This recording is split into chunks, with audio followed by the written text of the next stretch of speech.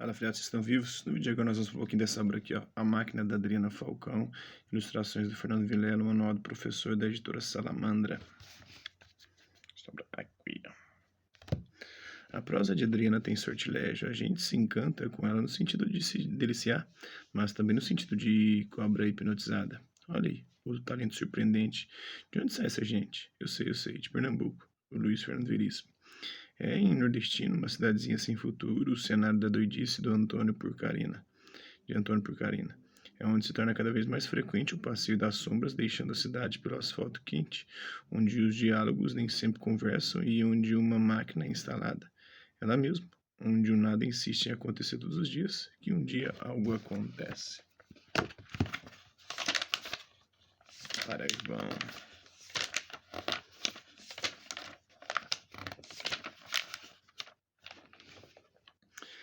Lá de onde Antônio vem é longe que só a gota, longe que só a gota para trás, o que é muito mais longe que só a gota do que longe que só a gota para os lados.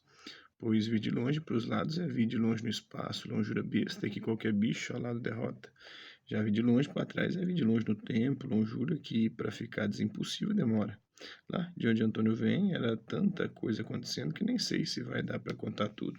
Tomara que ninguém se tome por esquecido, pois a história que aqui vai ser contada tem de todas um pedaço, além dos outros pedaços que ficaram perdidos no caminho do tempo que Antônio andou até aqui trazendo com ele essa história. Era o tempo de Antônio, e lá o tempo passava diferente. Era uma coisa, agora com um pouco já era outra, e logo depois não era mais essa, era aquela. O tempo de Antônio passava rápido demais.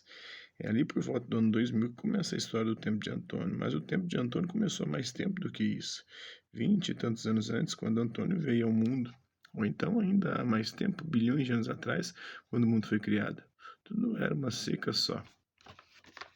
Não tinha terra, não tinha céu, não tinha bicho, não tinha gente, não tinha nada, era só o breu. Aí Deus foi ficando meio enjoado e resolveu criar o mundo. Ele pensou assim: vê que besteira minha, por que é que vai ficar tudo sem nada se eu posso inventar o que eu quiser? Então, só inventando. Primeiro ele inventou o céu, que era para ter onde morar, mas como o céu tinha que ficar em cima de alguma coisa, ele inventou a terra para ficar embaixo. Então ele pensou: e a terra vai ficar com o céu em cima e não vai ficar com nada embaixo, não é? Daí foi e botou o inferno embaixo da terra. Ficou bem bonitinho aquele negócio, assim, azul em cima e aquele negócio assim vermelho embaixo. No começo a terra só servia para isso, para ficar embaixo do céu e em cima do inferno. Era pouco. Deus concluiu assim: agora que tem a terra, eu também tenho que inventar gente para botar lá. Foi aí que ele inventou a vida. E no que inventou a vida, já inventou a morte junto, pois tudo que é vivo morre. Disse que ele soprou e apareceu Adão, e que da costela de Adão ele fez Eva. Ficaram dois. E ficaram os dois lá, só eles. E o tempo não passava, como naquele tempo Deus ainda não tinha inventado o tempo, o antes, o agora, o depois, ficava ali no meio, todos eles misturados. Até que um dia Adão se enfastiou. Oh, meu Deus do céu, isso não acaba nunca, não é? Por sorte, Deus teve a ideia de inventar o dia e a noite, que era para o tempo passar. No dia em que Deus inventou o dia, concluiu que agora que o tempo ia passar, ia ter um dia hoje, depois ia ter outro amanhã, e amanhã ainda ia ter o ontem que foi hoje. Desse modo, ele inventou o passado, o presente e o futuro de uma vez só. Então vinha a parte mais difícil. Já que o povo todo tinha nariz, tinha boca, tinha orelha, tinha olho, aquilo tudo tinha que ter uma serventia. Os olhos e o nariz já tinham a deles, pois os olhos serviam para olhar para o céu e o nariz para a pessoa respirar enquanto viva e parar de respirar para poder morrer em paz. Mas carecia de arranjar utilidade para a boca e para as orelhas. Para encurtar a história, foi aí que Deus fez o verbo. Verbo é como se chamam as palavras. E como para cada palavra tinha que ter uma coisa, ele teve que inventar um monte de coisa para poder ficar uma coisa para cada palavra. E era coisa que não acabava mais. E os homens acharam pouco e se botaram a inventar mais coisas ainda.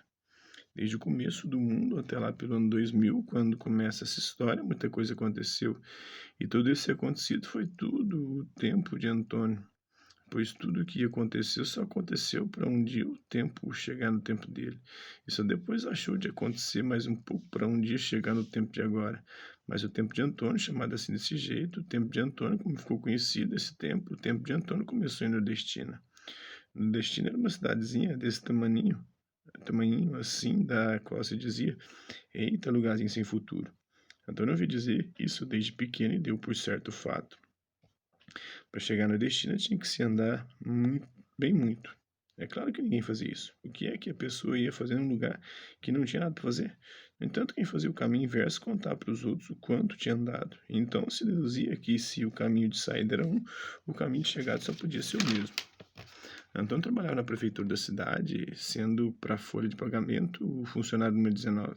Para o prefeito, ele era o moço do café. Para o povo em geral, era Antônio de Dona Nazaré. Para Dona Nazaré, era seu filho mais velho. Toda noite, Dona Nazaré pedia a Deus por um filho seu, de modo que a cada um cabiam 2 pedidos por mês, mais um terço de pedido. Na falta de pedido retalhado, deixava juntar 3 meses, então fazia mais um inteiro para cada filho. Nos meses de 3 pedidos, abril, agosto e dezembro, ela aproveitava para pedir saúde, dinheiro e felicidade. Nos outros 9 meses do ano, os meninos tinham que se contentar com saúde e dinheiro somente, o que nunca coincidia com a realidade, pois se Dona Nazaré fosse mesmo boa de pedido, há muito tempo Deus lhe teria enviado uma geladeira nova. Mesmo assim, ela pedia, por costume, por insistência, porque se deixasse de pedir, Deus podia esquecer que eles existiam. O motivo é que não lhe faltava. Isso é um trecho da Salva bem interessante mesmo, né? O Luiz Fernando Veríssimo elogiou e eu gostei, né? Quem curtiu, dá um like, não curtiu, dá um dislike, se interessar pelo conteúdo do canal, é só se inscrever, ativar o sininho das próximas vídeos e as próximas notificações. Deixe também seus comentários dizendo o que você tem achado dos vídeos, sugestões de temas e assuntos para serem abordados em vídeos posteriores e colabore com o nosso canal, compartilhe os nossos vídeos e ajude a chegar ao maior número de pessoas possíveis. Gostaria de agradecer os mais de 5 mil inscritos no nosso canal, agradecer também aqueles que querem outro por conta de conteúdo outro passo por aqui, deixando sua visualização, seu like, seus dislikes, comentários. Que eles compartilhem os nossos vídeos, compartilhem o nosso canal, seja aqui nas plataformas no YouTube e outras redes sociais. Mas é isso aí.